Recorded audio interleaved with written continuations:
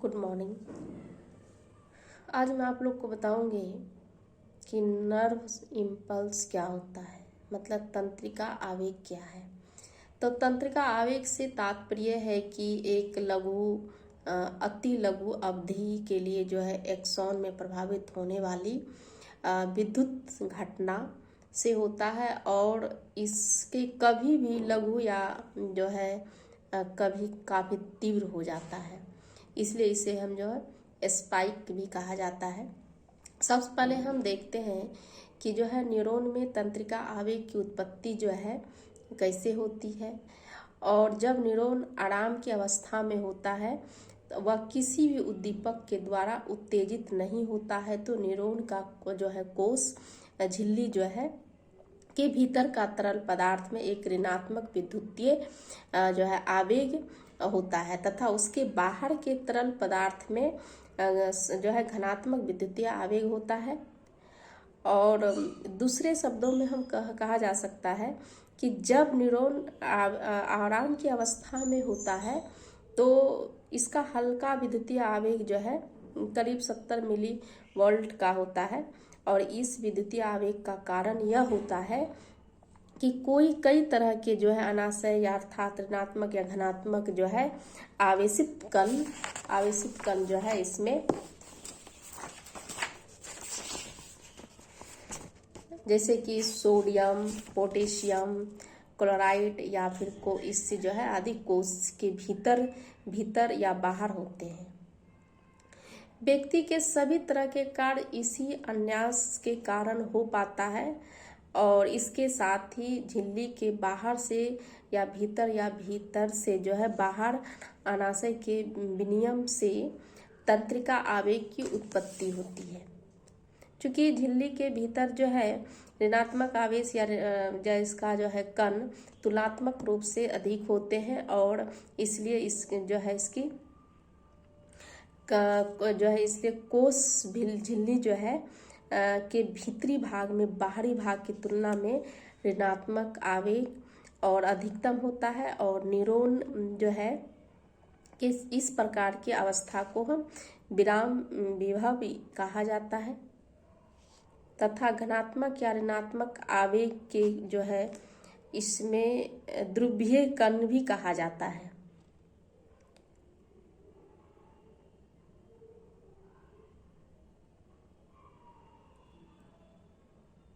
Neuron में जो है विराम विभव की अवस्था स्वतः नहीं बनी रहती है, बल्कि इसके लिए भी न्यूरॉन को कार्य जो है करना पड़ता है। हम दूसरे शब्द में कह सकते हैं न्यूरॉन को कुछ विशेष प्रकार के आयतन या कोष या झिल्ली के भीतरी भाग को जो है बाहर जो है या फिर कुछ दूसरे तरह के जो है आयतन को किस दूसरी झिल्ली के जो है बाहर भाग के भीतर विशेषकर ऋणात्मक आयरन को करना पड़ता है। अब जब न्यूरॉन किसी भी स्टिमुलस द्वारा उत्तेजित होता है तो परिस्थिति बिल्कुल ही परिवर्तित हो जाती है। इस प्रकार की परिस्थिति परिवर्तित में न्यूरॉन की झिल्ली की जो विशेषताओं में परिवर्तन होने लगता है। अब जो है झिल्ली के बाहर वाले जो है सोडियम तथा आवेशित कण जो है जो धनात्मक होते हैं और झिल्ली के भीतर आने लगती है। इस कारण बहुत से कम समय में इसके जो है कुछ सेकंड के लिए न्यूरॉन्स के कोष जो है झिल्ली का भीतरी भाग या धनात्मक रूप से आवेशित हो जाती है। कोष झिल्ली के धनात्मक में या लघु परंतु तीव्र परिवर्तन को ही तंत्रिका आवेग कहा जाता है। इसके परिणाम स्वरूप न्यूरॉन का जो है विश्राम विभव को समाप्त हो जाता है, और न्यूरॉन उत्पत्तित होने के न्यूरॉन के आवेशित कण में इस प्रकार के परिवर्तित को ही अधूरीकरण या फिर इस तरह से कहा जाता है।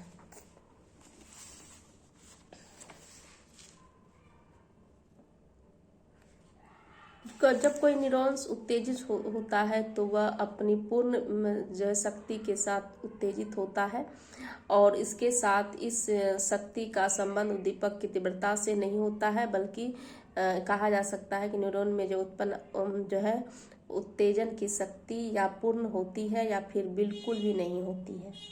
ऐसा नहीं होता है कि उद्दीपक की अधिक तीव्रता होने पर जो है इसकी तीव्रता कम होने का पर न्यूरॉन की शक्ति के साथ उत्तेजित होता है।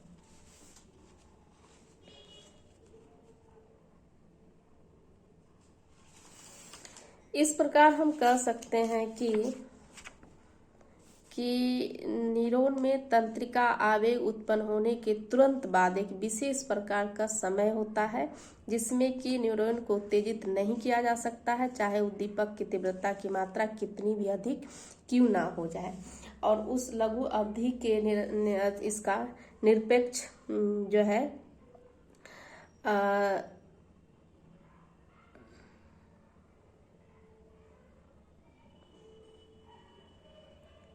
ध्रुव्यम अवधि भी कहा जाता है। यह अवधि 5 सेकंड के लिए या 2 सेकंड मिलीसेकंड तक का ही होता है।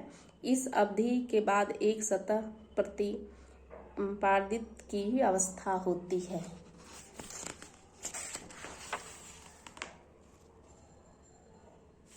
Thank you.